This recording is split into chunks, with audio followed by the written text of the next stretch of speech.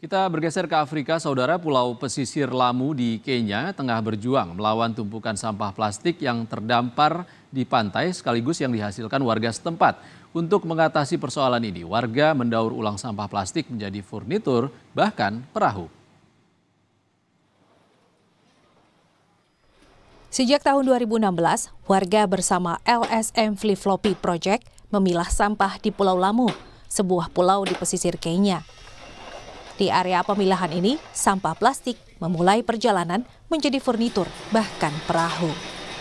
Sampah plastik dikumpulkan dari sekitar pulau. Flip Floppy Project menerima dana hibah dari LSM lain yang kemudian digunakan untuk membeli sampah plastik yang dikumpulkan warga. Setelah sampah plastik tiba di bengkel kerja, warga memilahnya ke dalam berbagai jenis dan warna. Sampah plastik kemudian dihancurkan, dicuci, dikeringkan, dicairkan, lalu dicetak menjadi berbagai warna, bentuk, dan ukuran. Dari sana, sampah plastik didaur ulang menjadi furnitur dan perahu. Pekerjaan yang terkesan sistematis ini juga memiliki tantangan. Produsen plastik saat ini menambahkan aditif ke dalam plastik yang menyulitkan proses daur ulang. Di tempat lain, beberapa plastik dapat terdegradasi oleh sinar matahari dan kehilangan kualitasnya. We go to the community, and because we have some grant, we buy from the community per kilos, and we have our transport agents. We bring the plastic to us. After pre-sorted, then we have our sorters, and they categorize into different type and colors. So they keep plastic into types and colors separately. After the separation, we send them to the shredding point, where we break them into flakes, into small particles. After shredding, we wash them. And after washing, we dry. After drying, we process them into extruder. Extruder is a machine where it processes and it melts. Then we put a mold of different profiles. Then we get some lumbers, different shapes, round, square, like a piece of wood. And then from those lumbers of different colors is when now we pick it and we make furnitures. Pada 2019, Flip Floppy Project telah membuat perahu dari daur ulang sampah plastik dan menjadi perahu plastik daur ulang pertama di dunia. Perahu itu telah melakukan ekspedisi, termasuk berlayar dari Samudra Hindia ke Danau Victoria. 2 perahu lagi yang terbuat dari daur ulang sampah plastik juga telah diluncurkan. Sampah plastik yang akan didaur ulang dikumpulkan warga. Setiap sampah yang dibawa ke Flip Floppy Project dihargai 16 shilling Kenya atau Rp2.400 per kilogram. Pengumpulan sampah plastik membantu warga mendapatkan uang untuk membiayai kebutuhan rumah tangga. Hii kazi ya plastiki tumeanza nao kitambo kidogo. Zamani kulikuwa na plastiki nyingi sana hii maeneo ya Lamu, lakini kwa saa hii tunarokota kwa wingi. Sisi hatuna kazi, tunapeleka kwa hiyo shirika, tunauza kwa kilo shilingi 16. Tunapata maisha yetu, ndio tunasomeshia watoto wetu shule na tunapata maisha yetu. Menurut Program Lingkungan Perserikatan Bangsa-Bangsa, United Nations Environment Program, setiap hari setara dengan 2.000 truk sampah penuh plastik masuk ke laut, sungai, dan danau di seluruh dunia. Kondisi ini membuat orang-orang makin banyak menghirup, memakan, dan meminum partikel plastik kecil. Produksi plastik terus meningkat secara global dan diproyeksikan akan berlipat 2 atau 3 kali pada tahun 2050 jika tidak ada perubahan. Saudara, ribuan orang dari seluruh dunia menghadiri Pekan Iklim New York yang diselenggarakan bersamaan sidang Majelis Umum PBB. Salah satu isu yang bakal diangkat dalam sekitar 600 kegiatan terkait adalah kontroversi penambangan dasar laut untuk mineral kritis bagi transisi ke energi bersih. Selengkapnya dilaporkan tim VOA dari New York.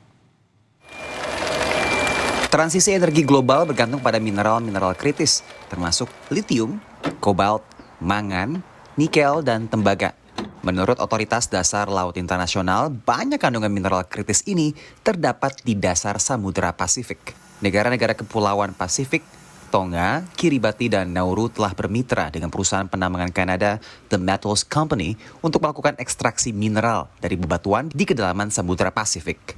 Our collector methodology is to put a robot on the seafloor, which crawls along the ocean floor and fires a jet of water at the nodule and it creates an inverse pressure and it lifts the nodule up. And so we don't go down and scour the seafloor. Tapi kelompok pelestari lingkungan dan asosiasi nelayan khawatir penambangan seperti ini bisa mengganggu keanekaragaman hayati di perairan. We demand a moratorium on the seabed mining until environment, social, and economic risks are comprehensively understood.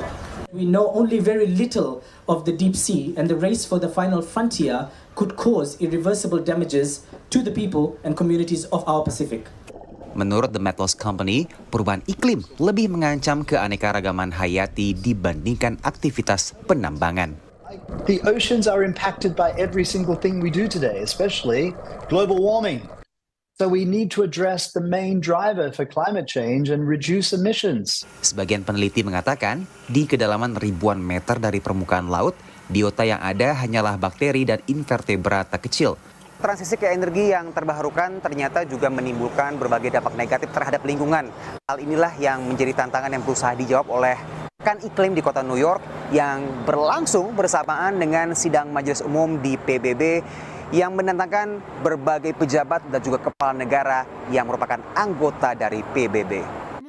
Salah satu solusi untuk kurangi dampak lingkungan penambangan bawah laut adalah robot Impossible Metals. So the vehicle hovers above the seabed, uses the camera, and it actually picks up the nodules one by one. So this really minimizes all of the negative concerns around big sediment plumes. Sementara Viridian Biometals menggunakan bakteri untuk memisahkan biji mineral dari batuan di sekitarnya. And the bacteria need oxygen just like we do to breathe. And when there's not enough oxygen in the water around them, the bacteria have learned that there's oxygen in the rocks. And they have adapted to breathe that oxygen. Inovasi-inovasi ini diharapkan bisa ikut memitigasi kerusakan lingkungan akibat penambangan di dasar laut sambil mengurangi biaya penambangan mineral kunci bagi transisi ke energi bersih. Dari markas PBB di New York, Randy Wijaksana dan tim VOA. Saudara, para aktivis konservasi dan satwa liar mengatakan mereka khawatir dengan tren baru yang mempengaruhi populasi kupu-kupu di Inggris. Penghitungan kupu-kupu terbaru yang dilakukan oleh organisasi konservasi mengungkapkan jumlah terendah yang pernah tercatat di Inggris. Dalam beberapa kasus, jumlahnya turun hingga 50%.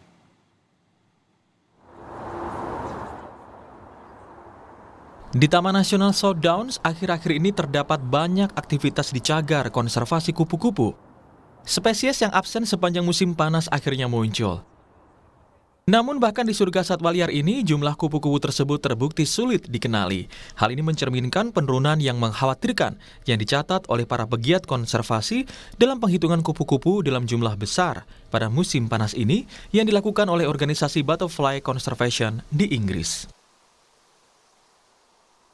Average number of butterflies per count seen is 7, down from 12 last year, so that's a 49% reduction in numbers. 143,000 counts were submitted, 9,000 of which were zero counts, so people submitted counts and they didn't see anything at all. So we really are quite worried. Kini situasinya sangat mengerikan, konservasi kupu-kupu telah menyatakan darurat kupu-kupu. Mereka mengatakan meskipun musim panas yang lembab dan sejuk tidak membantu banyak spesies, ini adalah tahun terburuk mereka karena kesulitan menemukan habitat yang cocok di ladang dan kebun. Organisasi ini menyerukan kepada pemerintah Inggris untuk menerapkan larangan total terhadap pestisida tertentu dan mendorong pertanian ramah lingkungan. Now there is about 20,000 species of insects in the UK and butterflies are just the most visible of those. They're easily identified, many people recognise them and love them. When butterflies are collapsing in this scale, that really sends a warning cry that actually over the long term something is seriously wrong with the state of our environment and we need government to take really concerted action to turn that around. Saat ini banyak spesies kupu-kupu paling terkenal di Inggris berada dalam resiko kepunahan.